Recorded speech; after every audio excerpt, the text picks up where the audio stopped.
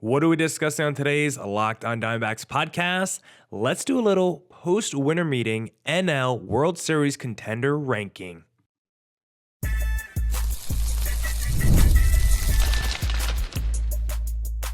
You are Locked on Diamondbacks, your daily Arizona Diamondbacks podcast, part of the Locked on Podcast Network, your team every day. Welcome into the Locked on Diamondbacks podcast, part of the Locked on Podcast Network, your team every day. You're listening to who? The always charismatic host of this podcast, Millard Thomas, multimedia journalist and a graphic designer. So please go check out my website, millardthomas24.myportfolio.com. On there you can see all my latest work, from my packages to my articles to my photos and my graphic design. Today's episode is brought to you by Game Time. Download the Game Time app, create an account, and use code LOCKEDONMLB for $20 off your first purchase. On today's Locked on Diamondbacks podcast, we're going to be doing a little post-winter meeting power ranking, discussing the National League teams and ranking them based on their odds of winning the World Series entering 2025. And we're just mostly using the transactions that we saw from the winter meeting. So thank you for making Locked on Diamondbacks your first listen every day. I would not be able to do this podcast without you, my loyal listeners, sharing, subscribing, reviewing, doing all that so I could do this podcast for you. Thank you. It's free. It's available on all platforms, so please continue to tell your friends. And one of those platforms is YouTube. Please hit subscribe to Locked on Diamondbacks on YouTube.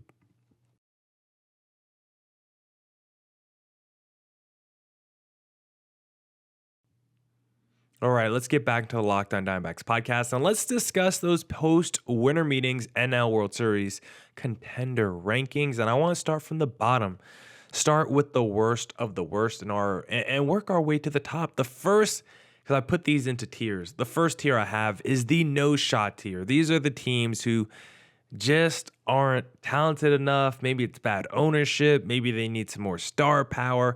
Maybe they need to just spend some money. These are the teams that I just think have 0% chance of winning it in 2025. The first team is the Colorado Rockies, who perpetually has been one of the worst teams in the National League my whole life, right? And you look at their offseason so far, really didn't do anything during the winter meetings. Did sign Thairo Estrada, and I did like that move by the Rockies, but they're just kind of in a weird place. Charlie Blackmon, their best franchise player over like the last decade, he's gone. I'm pretty sure he's retiring. Daniel Bard is a free agent. Incredible comeback by him, but he's also 39 years of age. I kind of would be interested in him as an Arizona Diamondback.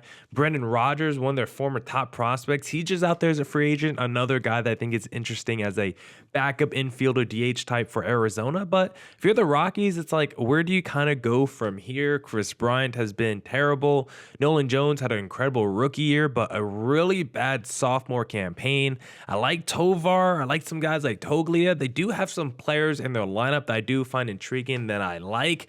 It's mostly their pitching that is awful and their ownership group. They just seem to have no sense of direction whatsoever. One of the worst ownership groups in Major League Baseball, if not sports. So the Rockies, despite me actually liking some of the talent in their lineup, they are just rudderless right now. Next up is the Pirates, and the Pirates are a team that does have some talent on their roster. Of course, they do have a guy who is maybe going to win the Cy Young next year in Paul Skeens.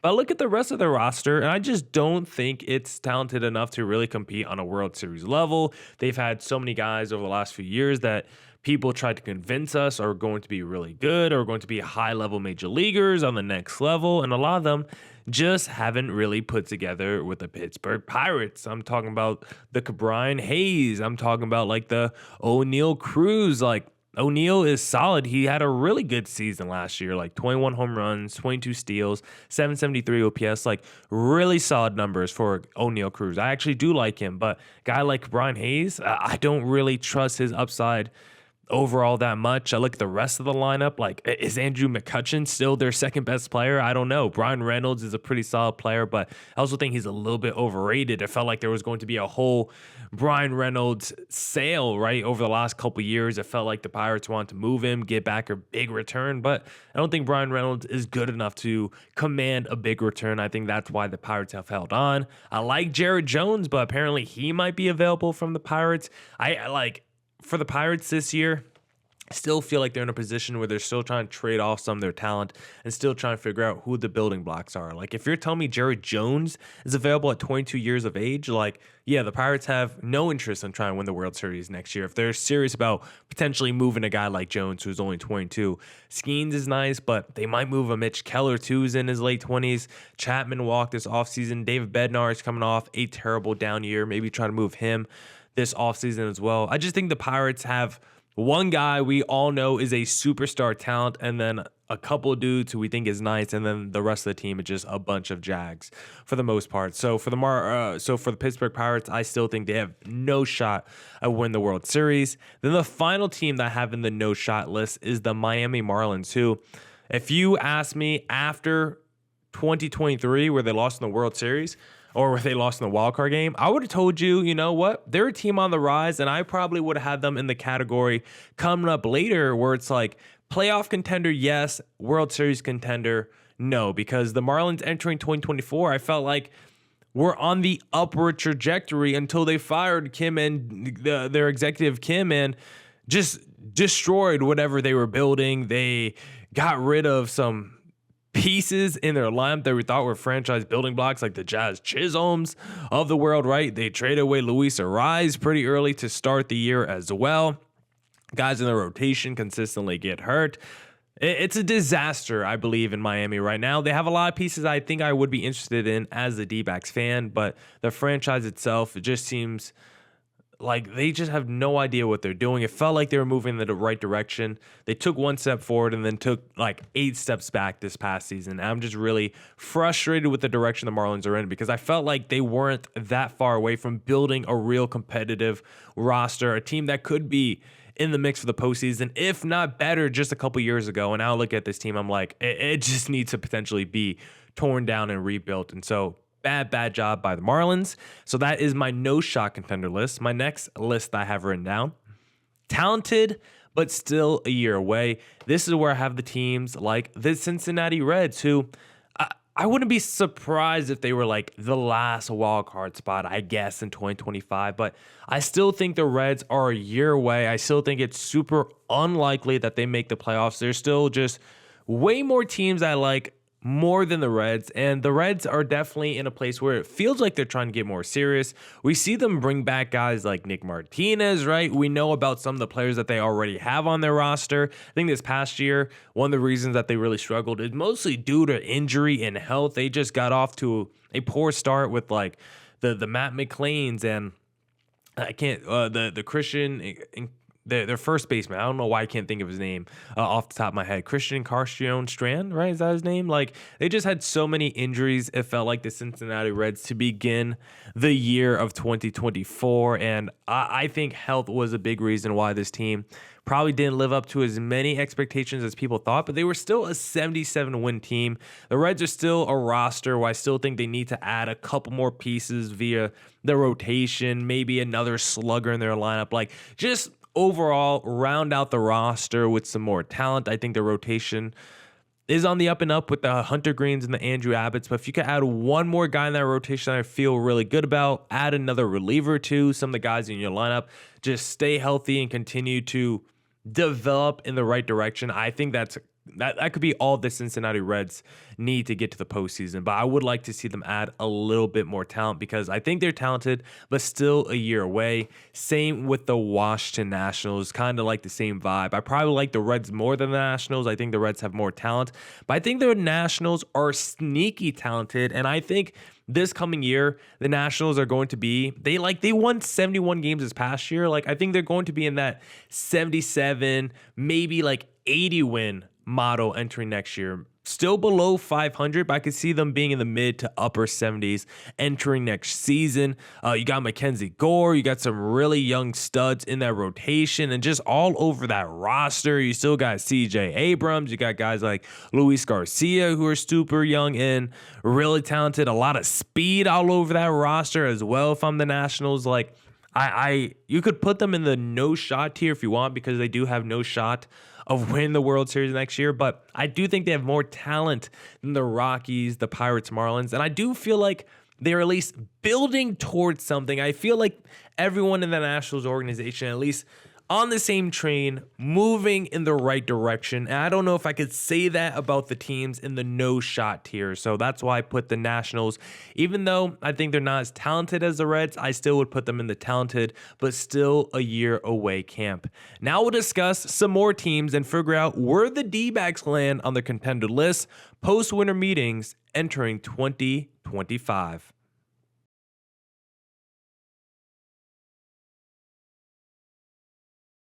But hey, the World Series, Super Bowl, the Olympics, the world's top athletes get to play in these top-level sporting events thanks to one thing: teamwork. And teamwork can also protect your financial legacy and your family's future. SelectQuote's licensed insurance agents are the perfect teammates when shopping for customized, affordable life insurance. They can find you the right policy to keep your financial legacy safely in your family's end zone. SelectQuote is one of America's leading insurance brokers with nearly 40 years of experience, helping over 2 million customers find over $700 billion in coverage since 1985. Other life insurance brokers offer impersonal, one-size-fits-all policies that may cost you more and cover you less, while SelectQuote's licensed insurance agents work for you to tailor a life insurance policy for your individual needs in as little as 15 minutes. SelectQuote, they shop, you save. Get the right life insurance for you for less at selectquote.com/lockedon. Go to selectquote.com/lockedon today to get started. That's selectquote.com/lockedon. All right. Let's get back into the Locked On Diamondbacks podcast. Now let's get back into our post-winter meeting power ranking. We went through the no-shot tier, Rockies, Pirates, Marlins, the talented but still away tier, Reds, Nationals. Now I got a one-team tier. This is the probably should rebuild tier, and this is just reserved for one team, the St. Louis Cardinals. This is a team where it feels like they want to tear it down. This is a team where they have their previous generation of stars that they acquired via trade and free agency, right? The Nolan Arenados, the Paul Goldschmidts. All of a sudden, it feels like those guys, the wheels are falling off a little bit, right? They're a little bit over the hill, over the cliff. And those two just back in 2022, just 2 years ago, Paul Goldschmidt, Nolan Arenado, 2 MVP finalists. It was essentially having like Aaron Judge and Juan Soto in your lineup, like the 2 pillar building blocks for the St. Louis Cardinals. But now you look at the franchise and you're like, oof, they're getting old. Arenado coming off a down season where they are very open about trading him this offseason. Paul Goldschmidt, a free agent, where there's rumors about maybe he's going to return to Arizona.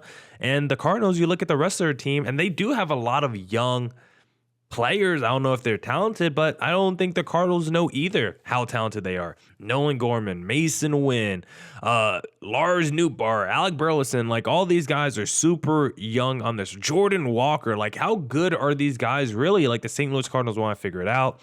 Miles Mikolas, Kyle Gibson, Sonny Gray, Lance Lynn, like these are all 35 plus individuals. Like those are old pitchers in Major League Baseball. If I'm the Cardinals, get rid of the old rotation, see what you could get for Ryan Hesley, trade Nolan Arenado, let Paul Goldschmidt walk, and do the era of the young player.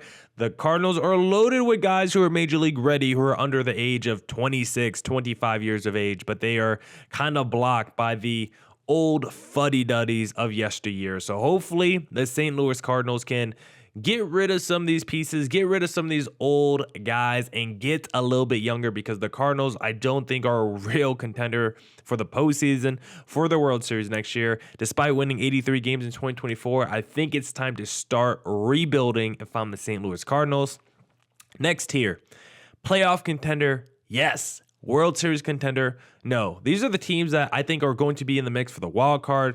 Maybe a couple of these teams might be in the mix for a division, but if you ask me, would I be surprised if they won the World Series in 2025? Yes, I would be. The first team is the San Francisco Giants. I think the Giants can fight for a playoff spot. I think they do have enough talent for a wild card spot. I like the Willy Adames signing. Was he overpaid? Yes, but at least they overpaid for a guy that I like. A lot of times they bring in guys whether they overpay him or not, they just sign guys typically I don't like. J.D. Davis, Michael Conforto. I liked Jorge Soler, but I thought it was a little bit overpay. Like, a lot of times the Giants just target dudes I really don't mess with like that. But this offseason, you got Willie Adames, this winter meeting. Big fan of that. One of the best power hitting shortstops over the last few years. Mix him with Matt Chapman. I like that. Tyler Fitzgerald had a nice little season as well. So you got a couple pieces in your rotation. Maybe a full year Robbie Ray. Jordan Hicks is staying in the rotation. Kyle Harris, another year of development. Logan Webb is still a stud. Always have a good bullpen if you're the Giants. Like, there are enough pieces, enough talent where you can definitely make the case, make the argument that the Giants are going to be a playoff wild card team next year. But can I see a team led by Matt Chapman winning the World Series in the year of 2025? No, the Giants are probably going to outplay my expectations I have for them, but I also don't think they're going to outplay them to the level of winning the World Series in 2025. So the Giants are definitely on my playoff contender list, but not my World Series contender list. Same with the Chicago Cubs. I love trading for Kyle Tucker. He is a superstar stud, and to be honest, if I'm the New York Yankees, like, soon as Juan Soto signed with the New York Mets, I'm pivoting hard to Kyle Tucker. I would have much rather gotten him than signing Max Fried to that big deal. Like, to be honest, in a vacuum, talent-wise, is there that much difference between Kyle Tucker and a Juan Soto? Tucker's like a 30-30, 40-40 guy. The numbers, the slash line, very similar to Soto. Soto probably has better command of the strike zone and plate discipline, but that boy Kyle Tucker is a stud. Still got Suzuki. Cubs might trade Cody Bellinger. That's been a lot of talk, but still got Suzuki. You're going to have Kyle Tucker now. Still got other players in your lineup that I still like. Got some power, got some pop, maybe play defense. Amanga's really good. Justin Steele's pretty solid. Like, the rotation, I think, is just good. I think the Cubs are just a good team. High floor team. I think that's what the Cubs are. I think they're a super high floor team because they just have a lot of solid major leaguers at a lot of different positions. I just don't know if the ceiling is there for the Cubs. That's why I believe they could definitely fight for a postseason spot. But a World Series spot, I'm a little bit more dubious on that. And then finally, the team that I believe every single year is the epitome of the playoff contender, but now World Series contender category, the Milwaukee Brewers. Because once again, they will probably win 98 games, win the division, run away with some of the best pitching, have a solid offense, get to the playoffs and either lose in the wild card round most likely. If they somehow make it to the divisional round with like a bye, they will lose that. Bottom line is, Brewers are going to have a fantastic regular season and then lose their first postseason series, as they always seem to do. They lost Willie Adames, which is going to hurt, but Jackson Churios, and honestly, the Brewers are just one of those teams where it does not matter who they have. Somehow they just always find the production and just string together wins. Like, even this past year, 2024, I look at this team on paper. I don't know how this team even won the division. Sal Frelick, Blake Perkins. I mean, you go up and down. Guys like Tobias Myers had a really good season. Like, Aaron Savali is out here still pitching and pitching well as well. Like, just surprised that the Brewers are as good as they are during the regular season, but never surprised that they continue to choke and fail once they get to the postseason, because like the rest of the teams in this category, the Brewers are, yes, a playoff contender, but no to a World Series contender. And now we'll have to debut where the Arizona Diamondbacks fall on our contender rankings in segment number 3. And if you're looking to place a little wager, then of course the best place to do that is going to be FanDuel, because get ready to tackle the NFL action with FanDuel, America's #1 sportsbook. Right now, new customers can bet $5 and get $150 in bonus bets if you win. The FanDuel Sportsbook app gives you everything you need to place live bets on the NFL all in one place. So when you get a hunch in the middle of the game, you can check out the latest stats, view live play-by-play, and so much more on the same page where you place your bets. My favorite thing to do on FanDuel is the same game parlay. When I see the Phoenix Suns are playing, give me Devin Booker over on points. Give me KD over on points when he's playing, of course. And give me the Suns money line. That 3-leg hits. It brings a big smile to my face. If you want a big smile on your face, just visit FanDuel.com. You'll get started with $150 in bonus bets if you win your first $5 bet. Never waste a hunch and make every moment more at FanDuel, the official sportsbook partner of the NFL.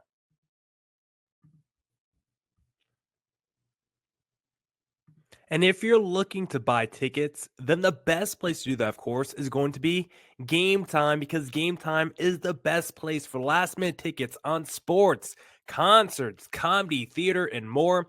My favorite thing about Game Time is this little feature called All In Pricing. When you toggle that feature on, you can see the total cost up front with no surprise fees at checkout. You can even get a panoramic view of your seat before you buy, so you know exactly what you're purchasing. Take the guesswork out of buying tickets with Game Time. Download the Game Time app, create an account, and use code LOCKEDONMLB for $20 off your first purchase. Terms apply. Again, create an account or redeem code LOCKEDONMLB for $20 off. Download Game Time today. What time is it?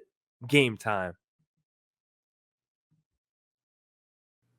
All right, let's get back to the Locked On Diamondbacks podcast, and let's finish up our post-winter meetings NL World Series rankings.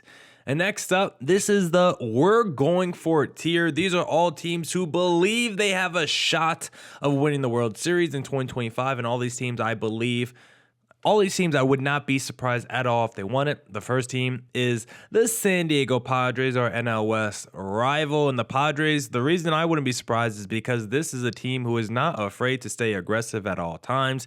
Yes, they probably want to move a guy like Xander Bogaerts, and they definitely have some question marks with guys like Joe Musgrove going to be out with Tommy John, but the Padres also are a team that could just announce, hey, we just signed Roki Sasaki tomorrow, and then all of a sudden you got Tatis, you got Machado, you got Roki and Dylan Cease in your rotation, and now we're off and running. I just think that's a team who wait until the regular season starts, because they are still going to be making moves. Maybe they bring back Profar. I wouldn't be surprised if that's a team that goes after Jock Peterson. The Padres are a team that does not sit on their hands. They're coming off a year where I felt like they disappointed a little bit against the LA Dodgers, and maybe they want to get their revenge in 2025. So definitely watching out for the Padres entering next year. I'll put the D-backs in this list. I think the D-backs are definitely a team that's going for it, because that's all Mike Hazen has talked about, how we're all in on 2025 and how we'll look different because guys like Jock Peterson, Christian Walker are probably leaving, but Mike Hazen has talked about it. This is our window. We're trying to win the World Series this year, next year, the next couple years, and we still have a super talented lineup. We got a really talented rotation that can bounce back in a big way, and the D-backs can still be very good for next year. It'll just look different. We won't be offense heavy, probably more pitching dependent, but that doesn't mean we still can be as productive, if not more productive, as a team overall when it comes to the results at the end of the day. And so D-backs definitely on the tier of we're going for it this upcoming season. Same with the Philadelphia Phillies. Every team has free agents that they can't bring back, whether it's the D-backs, whether it's the Phillies, who also have guys out there that are pretty interesting, more specifically from their bullpen. But at the end of the day, you got Harper, you got Schwarber, you got Nola, you got Wheeler, you got Trey Turner. You still got all the studs, building blocks on your roster that you really care about. Yes, maybe they move like a Nick Castellanos if they could find the right deal, or Alec Boehm, who has been discussed a lot. But for the most part, the pillars of that team in their lineup, in the rotation, they're not going anywhere. They're going to continue to retool around their best guys to put a competitive roster out there. And still, there's not a place I fear more in the postseason than trying to travel to Philadelphia, despite, that feeling probably starting to lower a little bit, especially after seeing the D-backs go in there and beat them, and then them just feeling a little bit more vulnerable at home the last couple of years. But still, Philadelphia is probably still the scariest place to play in the postseason. I would still have them very high on my World Series contender ranking. Next up, the Braves. I know the Braves lost Max Fried this winter meetings, and that's huge, but the Braves can still get back another guy in Spencer Strider potentially next year, right? If Strider comes back healthy, if he pitches a majority of the season and looks like old Strider, Yes, Max Fried definitely hurts, but you could still have Strider and Chris Sale and still have yourself a pretty elite rotation. Ronaldo Lopez had a pretty great season last year with the Atlanta Braves as well. Like, you still have more than enough talent if you're the Braves. And that lineup, I mean, I don't know what happened. Outside Marcell Ozuna, everyone just took like 2024 off. And so you just get your lineup back to just their career norms. Like, Ozuna's allowed to regress, but Matt Olson, Ozzie Albies, Austin Riley, Michael Harris, just get those guys back to their career norms with a healthy Ronald Acuna Jr. Like, the Braves are still going to be a team with one of the best offenses, one of the best rotations in the league next year. Like, definitely watch out for them. Another team they have to watch out for, who I still feel a little iffy about, but I'm going to put them in this list because they're showing that they're not afraid to spend money. The New York Mets. The Mets on paper are still a team that makes me hesitant, but they did enough last year in the regular season, the postseason, where I have to give them the respect. Lindor's a stud. You signed Juan Soto. They'll probably bring back Pete Alonso. I would be shocked if they don't. The rotation definitely needs to be addressed. Luis Severino's gone. Sean Manaea is a free agent. I think Jose Quintana is a free agent as well. Like, they have a lot of question marks when it comes to the pitching for the New York Mets, but as we see with Stephen Cohen, he is not afraid to get aggressive. He is not afraid to spend money. So the Mets are definitely a team coming off a season where they already had a really good year and they're out here spending even more money than last year. Definitely watch out for the New York Mets. Those are my 5 teams in the we're going for tier. Then I have just one more tier for you guys. It's called disappointing if we don't win, because I just named 14 teams, and those 14 teams range from no shot to we're going for it this year. But for all of those 14 teams, we would not be disappointed or shocked if they didn't win the World Series. There's only one team we would be disappointed if they actually didn't finish the season as the team holding up their trophy as the best team in Major League Baseball. That is the LA Dodgers, because they are the team building a team of all-stars without having to pay for any of them. You have Ohtani, who's the best guy, Mookie, who's like a top 3 guy, Freddie, who's like a top 4 guy, Will Smith, who's arguably the best catcher. Then you look at that rotation, you got Glass now, you got Yamamoto, maybe Buehler's coming back. You still got Blake Snell now, who you just signed this offseason. Like, the Dodgers are a team with the amount of money they spend, with the amount of money that they don't have to spend also, because they're spending money but not spending money at the same time. Like, for the Dodgers, with all the talent in the world, all the money in the world, all the resources, for you, it's a disappointment if you don't win the World Series. That's why you get your own tier, because you can't say that for anyone else. Phillies fans would be disappointed if they don't win. D-backs fans will be disappointed. But the casual fan would not look at the Phillies or D-backs and be like, what is wrong with those franchises? How did they not win the World Series this year? Big choke job. That's how we'll feel about the Dodgers. If the Dodgers go out there and lose in the wild card, divisional, even the championship round, it would be a major disappointment. Hell, if they lose in the World Series, 7 games, it would still be a disappointment. So for the LA Dodgers, they're the only team in the we would be disappointed if you don't win the World Series tier. Now, that's it for this edition of the Locked On Diamondbacks podcast. Come back tomorrow for more Diamondbacks news, coverage, and insight. And as always, stay safe, stay healthy. Doses.